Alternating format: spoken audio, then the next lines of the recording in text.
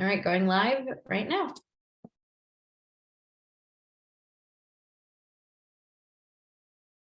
Hello, everyone, and welcome to today's Expert Talk, part of our CMO community series here. So today is all about our Google business profiles and what are your franchisees missing out on. It is 1 minute past the hour, so we'll give it about 30 seconds or so for those to come on and join, and then we'll dive right in. So sit tight and we'll get started in a second.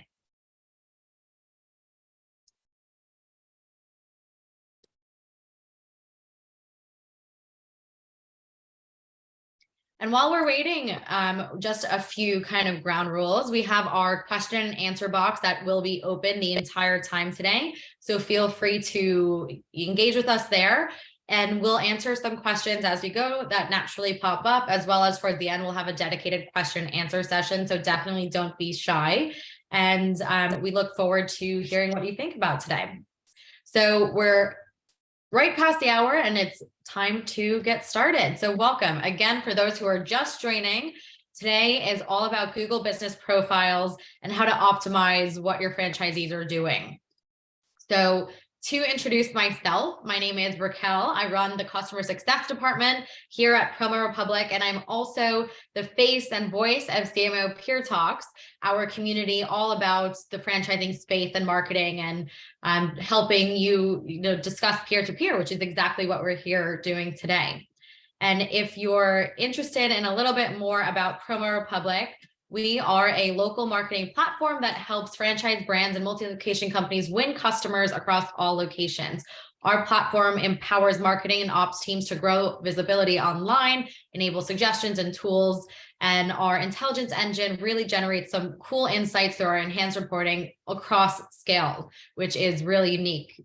So here, if you want to scan this and book a call with us, we can have our new Google visibility dashboard that we just launched, which helps you understand what is happening and where it's happening. You have a heat map of your average ranking. You have a view from all locations and the leaderboard, so you can see who's performing well and not, and the sources of the search engine. You can dive deeper into specific location, and you can export everything into a CSV.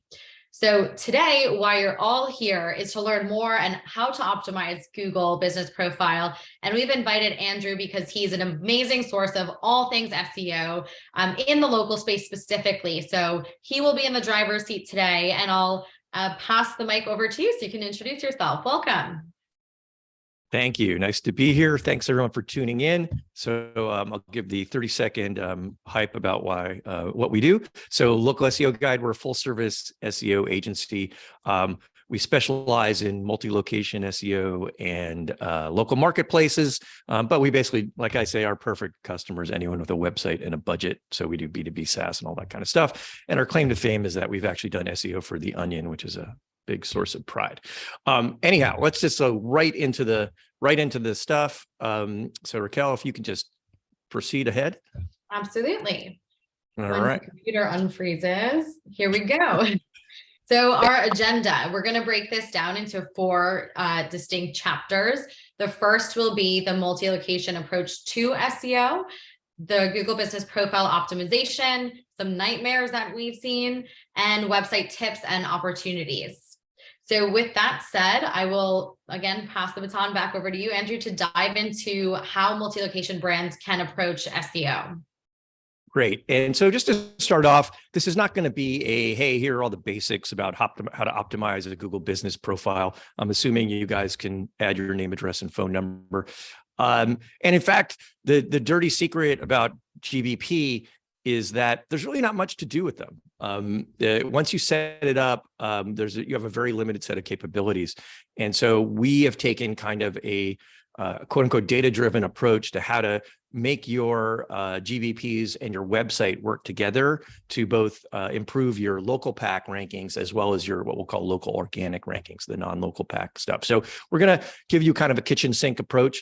Anyhow, take it away, Raquel. Just take us to the next slide, please. All right. So whenever we talk to anyone, particularly CMOs, we have to admit that SEO is perhaps the most ridiculous marketing channel there is. Oftentimes, the things that SEOs tell brands to do feels like the equivalent of what Dorothy here is doing, which is close your eyes, click your heels three times together, and you'll be magically getting an ROI. So we know it sounds crazy, but that's one of the reasons why we like it, because relatively few brands are able to invest in it because they don't trust it. And so if you're able to invest in it, you'll have an advantage. So let's just go to the next slide, please. So let's just start at a very high level. So what do you C-suite types need to know about SEO enough to sort of invest in it? So basically, for local SEO, a big factor in how to do well is have a location near where your customer is searching. And there's usually not much you can do about that, particularly with brick and mortars. You have a physical location, that's kind of it. And then from a website point of view, you need a website that is accessible to a machine, meaning it can find all of your pages and all of your content and understand it. You need content that's relevant to what your customers or potential customers are searching for.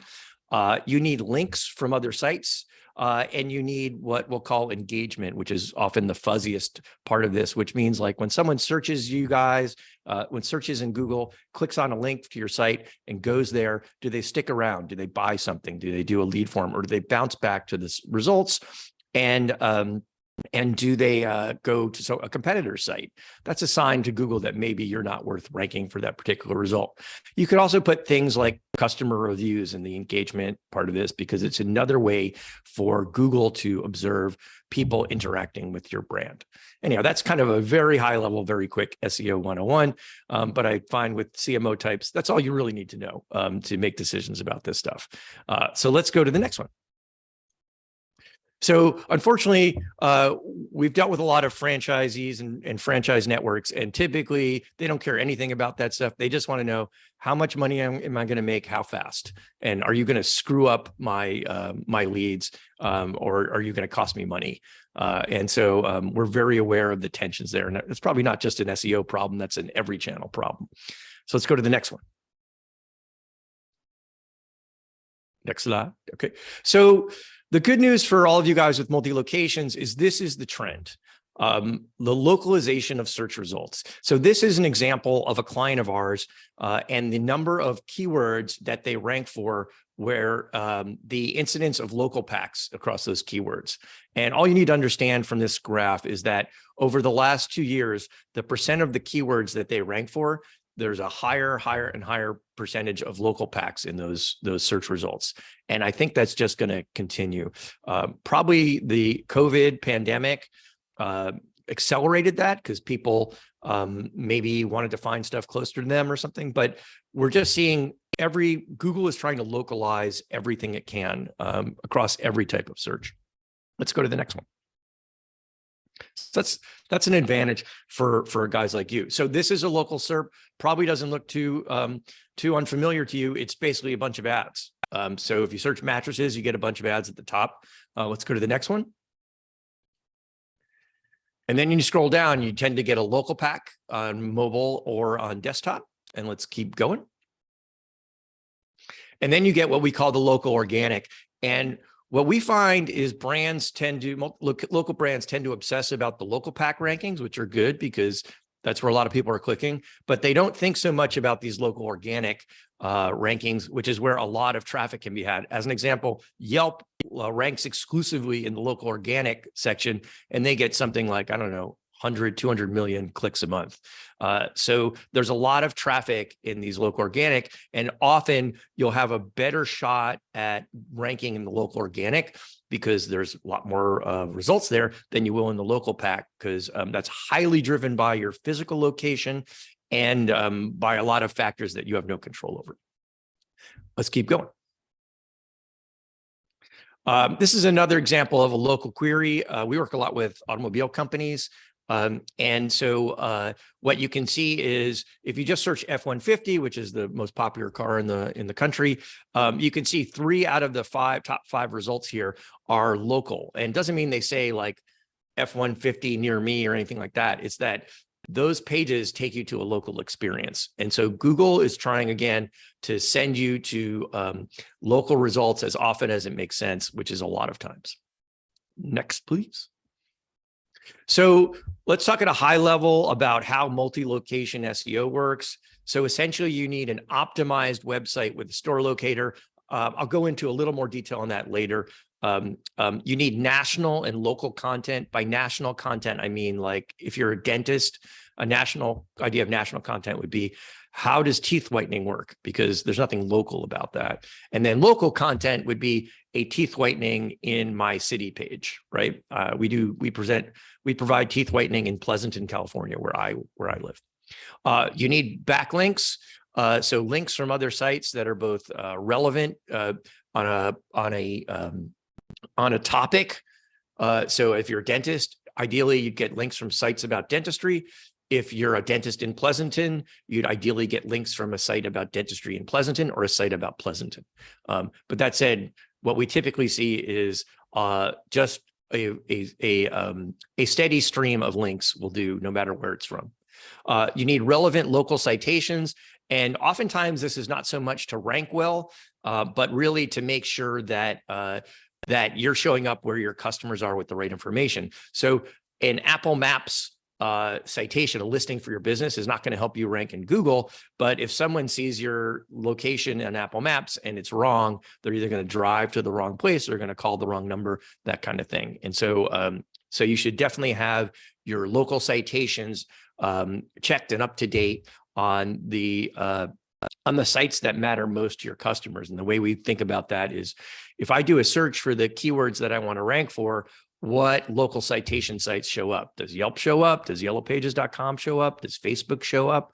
Those are the local citation, what we call local citations, the local listings that you want to make sure are up to date.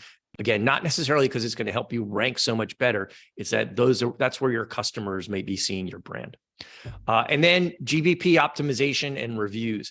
We broke out reviews separately because, in my opinion, there's not much you can do about reviews other than encourage your customers to leave them and answer and respond to them when you feel it's relevant to respond, like a negative review.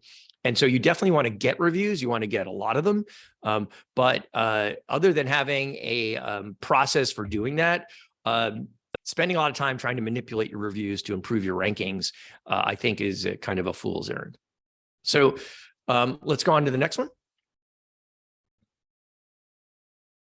So keep going. Let's talk about the kind of unique things you can do to GBP. So as you guys might know, the GBP, and I hate GBP as an acronym. I like GMB. It kind of rolled off the tongue better.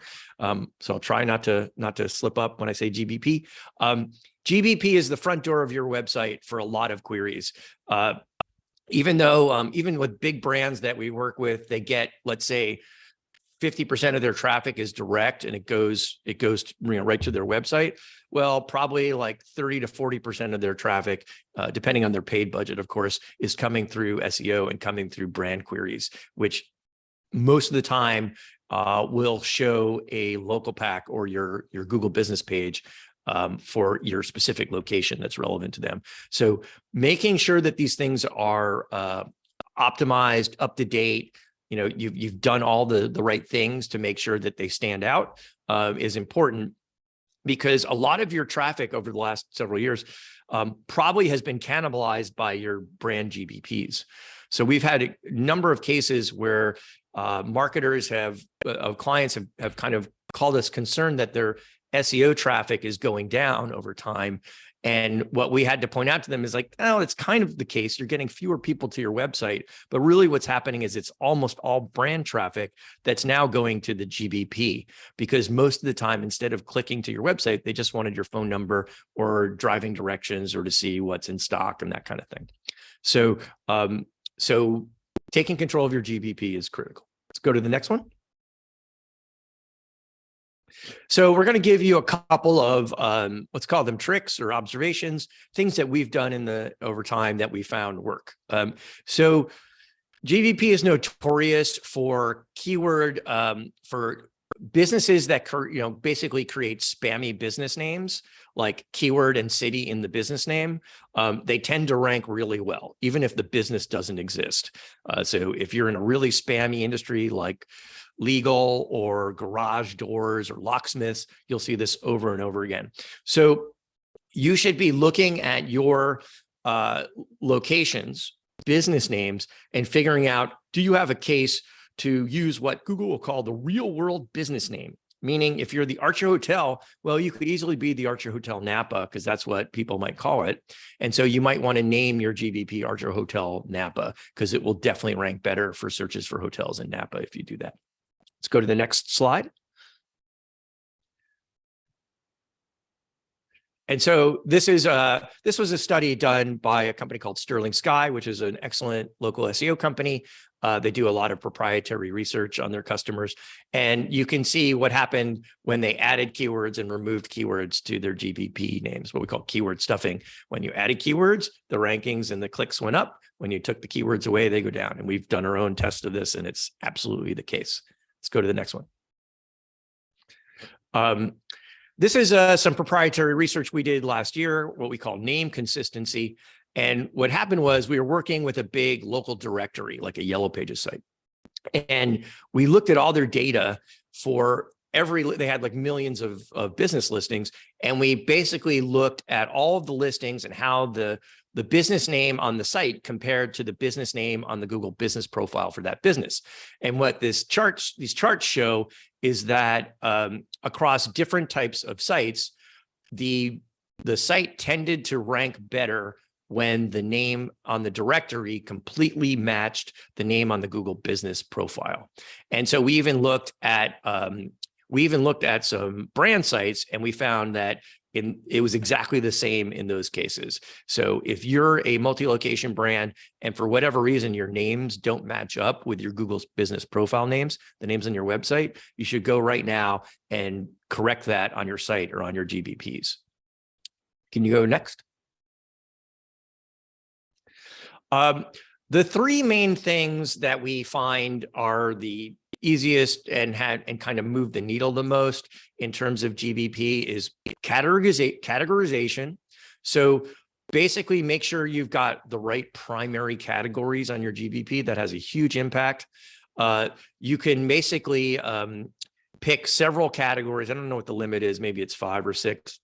But the primary category matters most. So make sure your primary category matches up with the primary category of the competitors that are outranking you for the queries you want to rank for.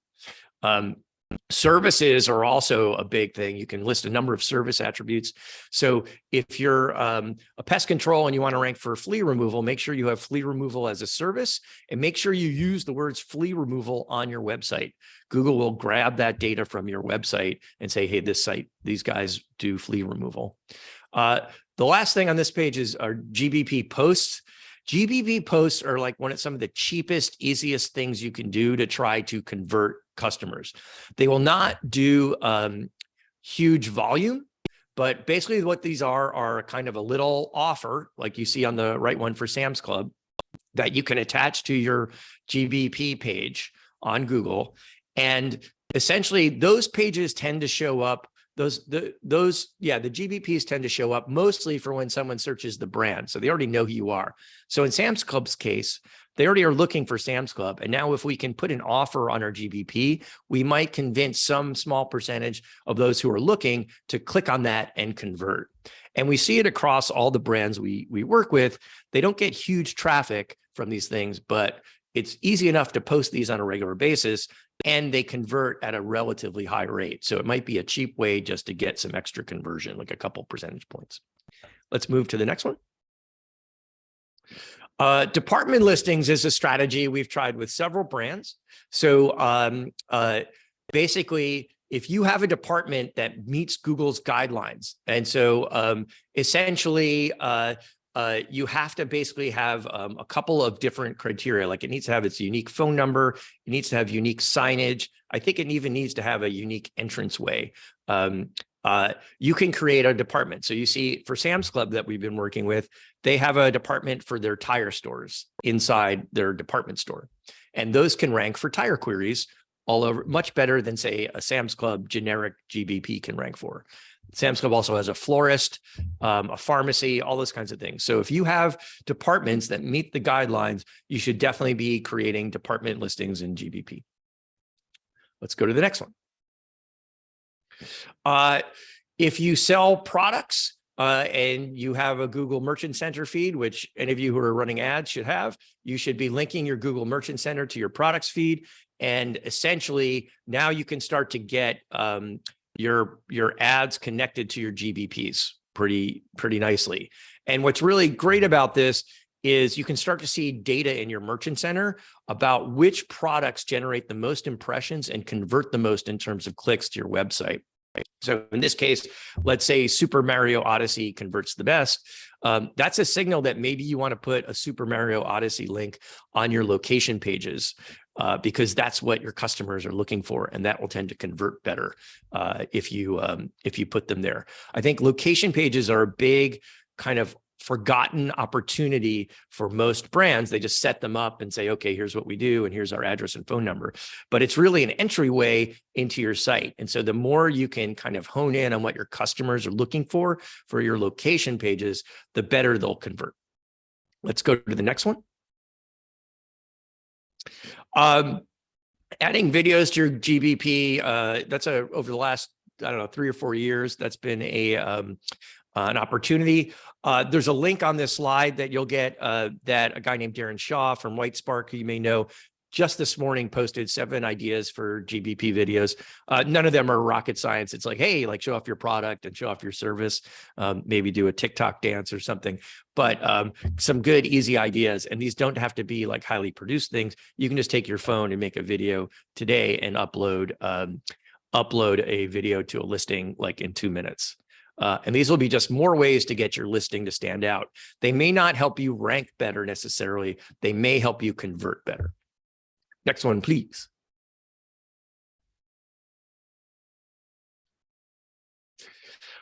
This is an interesting technique we've been playing around with for a couple of years. Google has this thing called the Vision API, and it allows you to classify your photos. Like this is a storefront, this is a car, this is a truck. If you figure out what Google thinks your images are about, then you can make choices about what images to add to your GBP. And I'll talk about this sort of later, but what we found is there's definitely a correlation with the images you use and how you perform. The more relevant the image, it tends to help you perform better in GBP and in local organic. Let's go to the next one. We've got a couple of what I'd call obvious considerations for service providers. So if you're able to set up appointments in your GBP, you should definitely do that.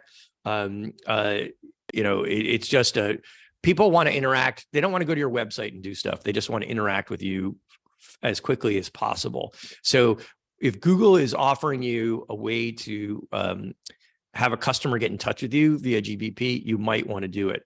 That said, Google may just force you to do it and put in a provider that you don't like. So that's another reason to take control of these things, so you can put in your own providers.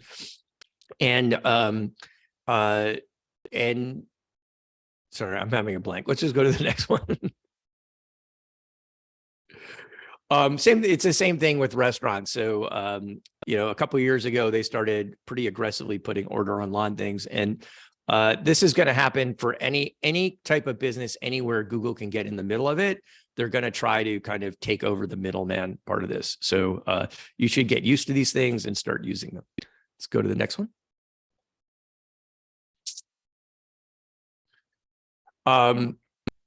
In retail, there's nothing special you can do in retail other than, again, tailor your images and your services to what you think your customers are searching for. Let's go to the next one.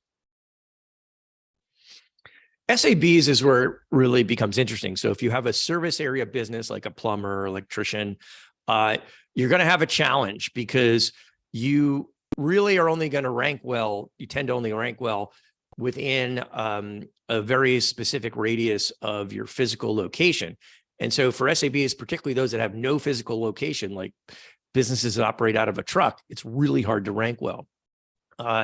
So there are a couple of different strategies. Mostly it involves what you do on your website, but I thought this company, RepairSmith, had a really interesting strategy that what I would call aggressive. So RepairSmith is a mobile automobile repair company. They just drive around and fix your flat tires and engines and things. And what they've done is they've incorporated a unique company in every state.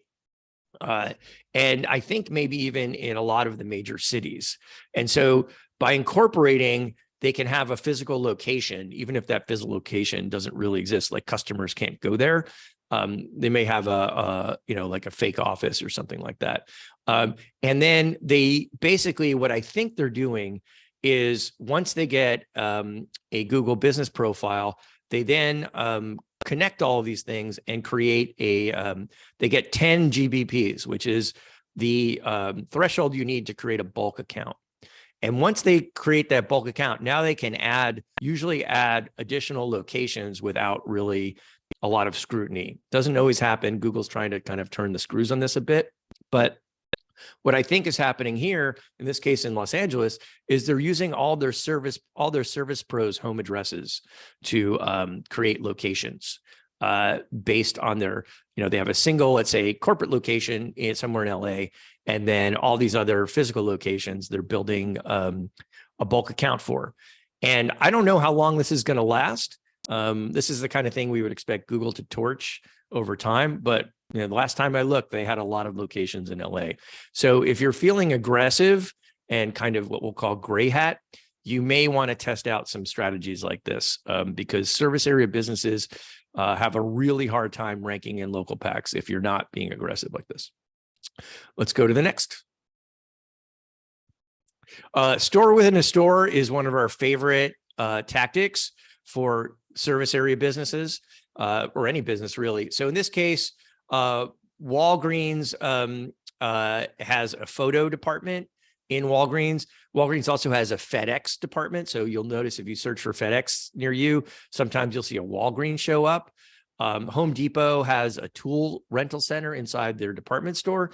And so if you can basically create a partnership with a brick and mortar brand and create a legit location there, that is like the best way to get more GBPs, to get more bites of the apple. We did this with a very large service area business brand, and it's their #1 revenue producing channel right now. It's tricky because you have to actually do a partnership with locations, a brand with locations. But if you have your business development resources and can get this done, I think this is one of the best tactics you can do. Let's go to the next one. Just a simple note on tracking. We always see a lot of businesses not tracking clicks from their GMB or GBP landing pages. So basically what you want to do is set up UTM parameters on the links from your Google business profile. And in fact, from all your local citations, so you can track in your analytics where the traffic is coming from. You also may want to consider using call tracking if you have budget for that on your GMB phone numbers. And you can, in GMB or GBP, you can add what's called a primary number and a secondary number. So your primary number could be your, let's say, your call tracking number, and your secondary number could be your actual phone number. Let's go to the next one. So one of the more interesting things about local pack rankings is how your website content affects it. So we've done a lot of research on on linking different pages from your GBP to your website.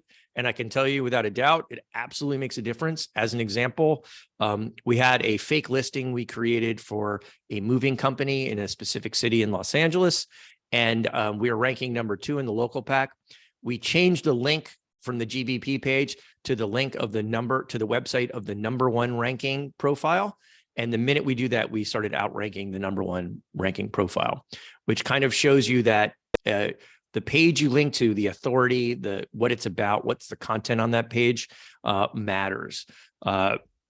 Images and copy really matter. First thing we do with multi-location brands is we rewrite the location page content, and it almost always has a positive effect.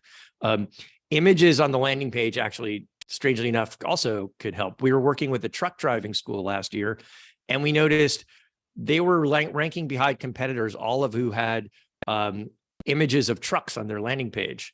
So we just added some images of trucks on their location pages, and immediately we saw an improvement in performance, because my guess is Google was like, oh, like if you're about trucks, maybe you should have a picture of a truck. It's Google is like a very brilliant child, right? It's kind of very smart about some things and very stupid about others. So learning how to kind of appease the child is part of our job. Let's go to the next one. Okay, we're going to quickly go through some GBP nightmares, because most of the time we're not called in to help people where everything's great with Google business profiles. Usually it's everything's not so great. So let's talk about a couple not so great things. Let's go to the next one. This next one is one of my favorites. I've been showing this for years. So we work with AutoNation, and one day they sent us this this note. What's up with this thing? A picture of a cat showed up on one of their car dealership profiles. I could talk about how we figured out how the cat picture got up there, but let's just say Google's really stupid. And so we had to basically go in there and delete that photo or mark that. I got like 100 people to say, hey, this photo is irrelevant, and got rid of it. And what this really kind of, the lesson it taught us is that we really need to proactively audit these things. And there's no good way to do that. So you have to build your own tool sets to kind of look at it. And when you get, when you have like 1,000 locations, it gets a little tricky. So get in the habit of auditing stuff, especially with franchises. Like, you don't want your franchisee pinging you and saying, hey, why is this happening? We have a co-marketing budget to do GBP stuff, and there's a cat picture here. Why aren't you on this? You'd rather find this before your franchisee finds it. Let's go to the next one.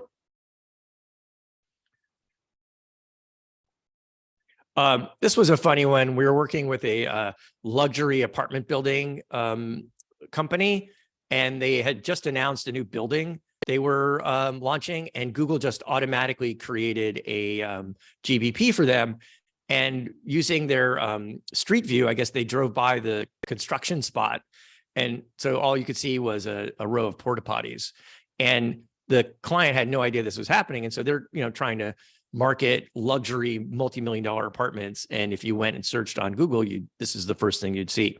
So if you have new locations opening, you might want to get in the habit of just checking to see if Google is doing something like this and claiming the profile and updating the photos.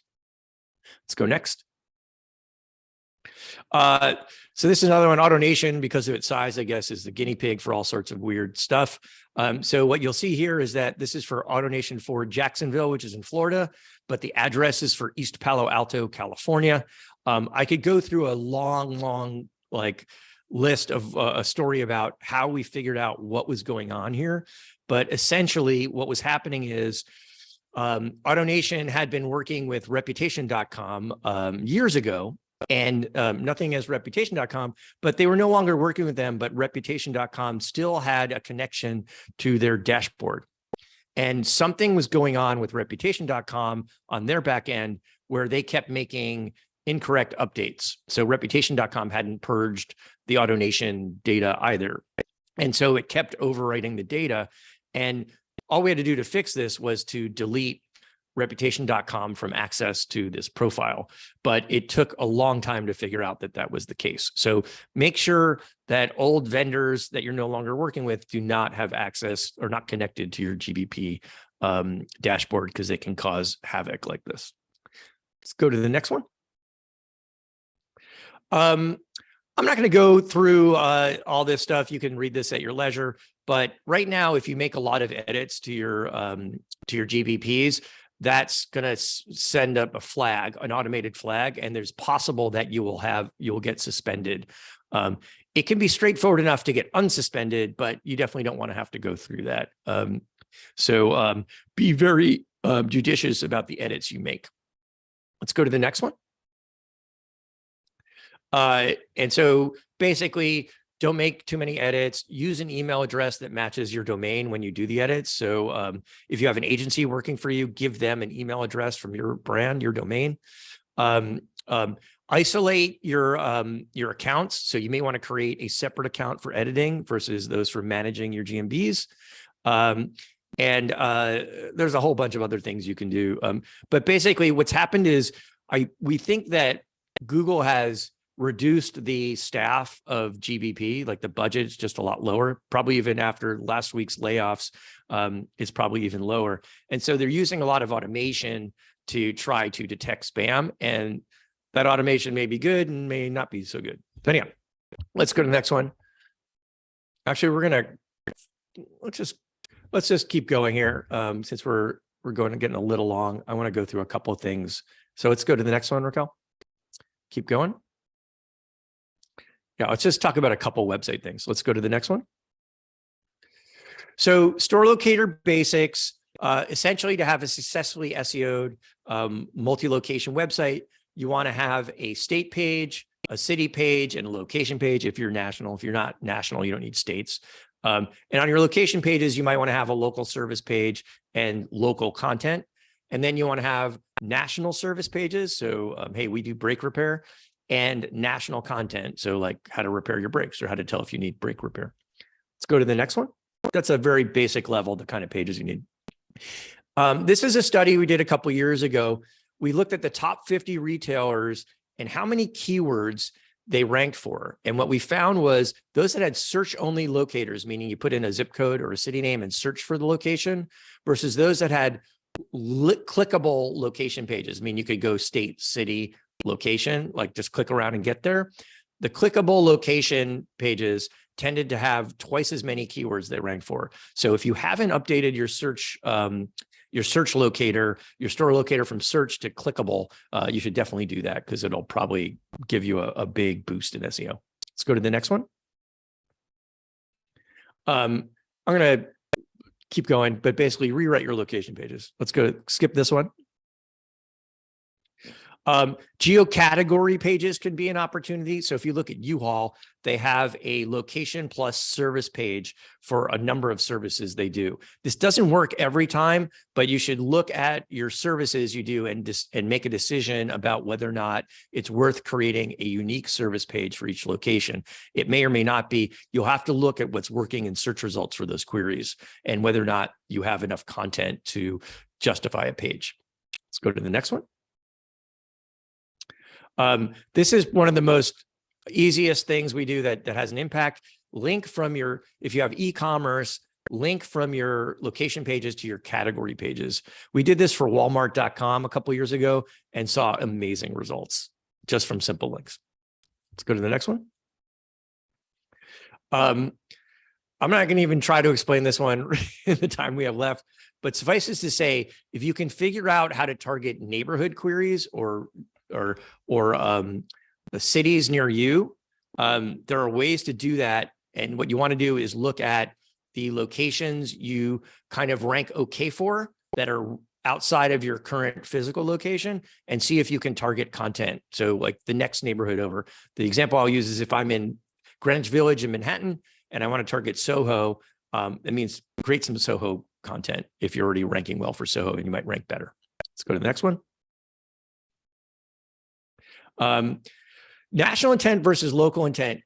When you're looking at potential search targets, make sure that the searches you're targeting generate local search results. Oftentimes we get clients who are like, I created 1,000 pages to target long-term care insurance in my city. And what it turns out is no one searches for long-term care insurance in your city. They just search for long-term care insurance. So you want to make sure there are pages, the search results that generate local packs or results that have your city or state names in the title. That's a way to figure out if they have local intent. Let's go to the next one. Maybe this is like the last thing I'll go over, and then we can go to Q&A. We've done a lot of work for franchises that wanted to consolidate. They have their franchisees have a bunch of local domains. So mybrandnashville.com versus mybrand.com. They also have mybrand.com. So this is a study we did recently for a brand that we wanted to pitch their franchisees whether they should consolidate it, because managing all those single domains over time can be a hassle, expensive. You have franchisees who are off the reservation doing different things that you don't want them to do, let's say. And what we looked at was In this case, we looked at thousands of national keywords, so like teeth whitening, and thousands of local keywords, so like dentist near me. And what we found in both cases, the national brand site, this is for a home services company, tended to outrank the local franchisee sites almost every time. That's what this chart shows.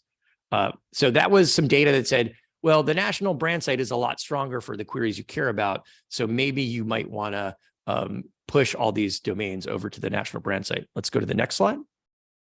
And this is actual data from a company we worked with called AFC Urgent Care that did just this in 2021. In the middle of we did an analysis like that, told them that we think that that was the right move. And in mid 2021, they redirected all of their franchisee domains to their national domain. And what you can see, according to this chart, this is ahrefs.com, it has worked out pretty well for them. Now, most of this traffic is just shifting the local domain traffic to the national one. So it's not like they got more traffic magically, but over time, they actually got a lot of net new traffic. So we think this is a good tactic. There's a few other things in here I think that are kind of cool, but we don't have time to go over those. So if you need to, you can always hit me up on LinkedIn or Twitter or whatever, and we can talk about it. So Raquel, I will throw it over to you. Yeah, thank you so much. Oh, sorry, my camera was off. Hello, everybody, magically back. Thank you so much for diving into everything today. As you've said and gone into, there's a lot more detail that we could cover on literally each and every bullet point that we have. And I've seen some questions. Is this recorded? Yes. Will you get the information afterwards? Yes. And if you have any questions on anything today, please use this QR code, contact us. We're happy to help in any capacity. But with the remaining time left, I do want to dive into some questions, so we will do that. Here's just the last QR code to join the community so you can stay in the loop for our next webinars and expert talks and peer talks, and any series that we do. So feel free to scan. And questions and answers. So we'll start off with one, and I'll read it and throw it to you, so feel free. Here's one from Cheryl Baldwin. Are there search or ranking benefits to having your franchise GBP set up as locations under the main franchisor GBP views, or setting them up on their own standalone profile? I think what you're asking is, should they all be in the same dashboard, like kind of related, or like what we call a business group? I think they call that. So I don't think there's any benefit to ranking at all. It's just more a management thing. Yeah, and there's really no good way that I know of to connect them together. Like, hey, this is a department of this GBP, let's say, or anything like that. You can use what's called structured data on your website to basically, in the code of your pages, tell Google, Bing, or anybody that these two different businesses are connected. It's called organization schema. So you may want to look up that, but I don't think there's anything magical about having them connected on in the GBP dashboard. All right, thank you. One for Mariana Barros. Is it possible for a restaurant that has online ordering to have the product tab as well within the Google Business Profile? I don't know I assume there is. I don't know the answer off the top of my head. If you want, I'll make a note of that, and I will talk to my team, who spend a lot more time working with restaurants than I do, and we could maybe get back to you on that. Perfect. Then one more, is there a limit to the number of services or categories you should have your franchise locations use on GBP? I know Google allows multiple, but does having too many or too few hurt your listing? I've never seen it like, hey, I added a bunch and suddenly things went crazy. I've never seen that happen. What we do see happen is when you change the primary category. That's like the trick, the key, like having the right primary category. All right, thank you. And we just had one more come in. Can you talk a little bit about how to optimize service area businesses, Google business profiles using your website. Yeah. So like I said, SABs are the hardest because Google doesn't really seem to want you on their maps because they really are looking. They want businesses that people can go to. It's kind of stupid, but they allow service area businesses. So basically, the way to start this is you're going to have a location page, let's say, and let's just call it. I'll use Pleasanton, my town, as this. So I'm a plumber in Pleasanton. I should have a expert plumber in Pleasanton page that connects to my GBP. And what I'll probably do on that page is I'll start out and say, these are the areas we service. So we service Dublin, which is the next town over, or Livermore or San Ramon. And I'd start there. And just having those words, those locations on that page can start to help because it gives Google a little signal that, oh, you're relevant to these things. That said, it tends not to be enough unless it's really low competition to get you over the hump. So you should consider creating a service page, let's say a city or location page for those neighboring towns that link from your Pleasanton page. So now it says servicing Dublin, and you click on Dublin and it takes you to plumber in Dublin page. There, you're going to want to have uniquely written content that targets stuff in Dublin. And there's a lot of kind of theories about how to optimize location pages using different types of data. So you'll kind of want to figure that out. Like, what are the things that people are looking? You can write an amazing thing about everything to do with plumbing, like 24-hour plumbing services. We fix drains, all that kind of stuff. You're going to want to figure out what are the top end topics people are looking for and put those on there. And then if that doesn't really move the needle, the next thing we see work is if you get reviews from different service areas, you pipe those reviews onto the location pages as they come in. So the Dublin page just gets Dublin reviews. Hey, here's a customer in Dublin we just serviced, and they said we're awesome. And what that does is two things: is it gets unique content on the page. It also refreshes the page over and over. And Google really likes pages that get updated a lot. If those tactics don't work, then your next resort is link building, meaning get a few links from relevant pages in Dublin or pages about Dublin to your Dublin location page. And all of that, as you can imagine, sounds like a huge pain to do if you have multiple locations, like 500 or something.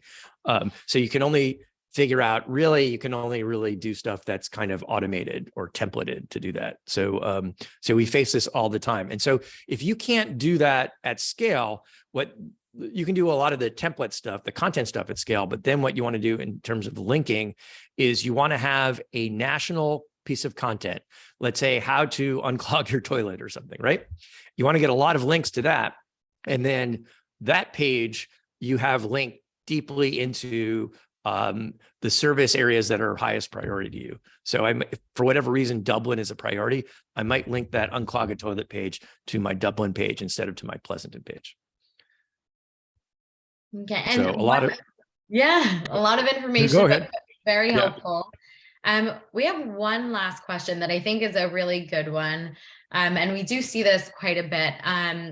So one question is, for example, an ice cream truck business, or again, SAB businesses, do you recommend franchisees to use a home address for the search results to get that physical address? Because I know obviously that goes into murky waters with your personal information public. I don't remember the guideline recommendations off the top of my head about using home addresses, but often what happens is you'll set it up like, hey, I'm a legit business. Here's my business license, and you'll claim your Google business profile, and then they might say it needs to be verified, or they definitely will say it needs to be verified. And verification can happen via a postcard, like they'll send it to you, and you enter a code and you're verified, or it might be via a phone call, or even worse, a video phone call. Well, they'll ask you to like go out in front of your office and show me the signage, right? And show me how a customer can find you. And so we've actually worked with attorneys who had to basically were like, you need to create a sign for your business, put it on a post in your front yard, and then show Google that this is a place that people can come. Like when I was a kid, my dentist used to operate out of his basement. So I used to go to his house for cavities and stuff. So that's the kind of thing, if you got your ice cream truck business, you may have to be prepared to do. I would try to set it up at your home first, and maybe you won't get verified. Like, don't go through jumping through all the hoops. And if you don't, then you know you have to jump through the hoops. Perfect. But mailboxes are absolutely like the worst thing one of the worst things you can try. They tend not, Google does not, basically those things have been spammed. And so don't use mailboxes. Thank you for sharing. So thank you for sticking with us afterwards and answering a few questions. I did see some questions come through the chat in regards to putting the personal information up again. So if you want to connect with Andrew directly, feel free to scan this or screenshot, because you have the websites here and his Twitter in case you want to interact that way. So I'll leave it on for like 10 seconds or so. And then I'll put back our QR code, which is how to join our Promo Republic CMO Peer Talks community, where you're able to ask questions peer-to-peer, join our next series, and stay in the loop. We post tech news, we post webinars, all the recordings, information like that are via this link here. So there's a lot of members in here, franchisors, and we're really loving the community that we built. So feel free to scan that. And once again, I just want to thank you so much, Andrew, for joining us today. This was such an interesting conversation where I know our franchise partners learned quite a lot from you on how to optimize their Google business profiles and make the SEO actually work for them as a multi-location business. Mm-hmm. Happy to be here. Thank you. Yeah. And again, anyone, I know I ran through a ton of stuff. Anyone who wants to, kind of go over it or whatever, just hit me up on Twitter or on LinkedIn or through my website. I'm always happy to kind of bloviate about this stuff. So thank you. Thank you, everyone. Thank you for joining us today. We hope you have a great day. Speak soon.